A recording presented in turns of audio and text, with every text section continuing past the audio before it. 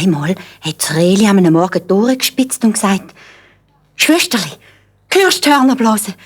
Und das lustige Schrei der Jäger: «Oh, lass mich in den Wald raus. Ich halte es nicht mehr aus da rein. Ich passe schon auf, dass mir nichts passiert.» «Also gut», sagt die Schwesterli. «Aber ich beschliesse die Türe zu.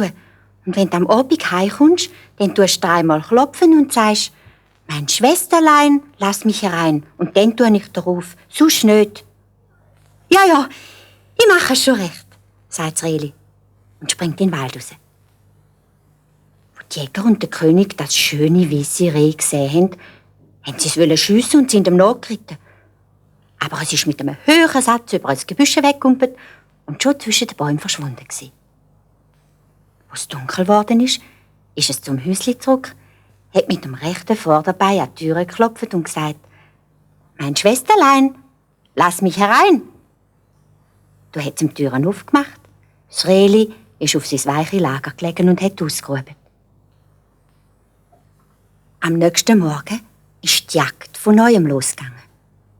Und als das Rehli das Hörnerblasen gehört hat und das Ho-Rufen der Jäger, hat es ihm keine Ruhe mehr gelassen. Und es ist wieder in den Wald hineingesprungen. Aber der König und die Jäger haben schon auf es gewartet, haben es von allen Seiten umzingelt und ein hat aufs geschossen und hat es am Fuß ein bisschen verwundet.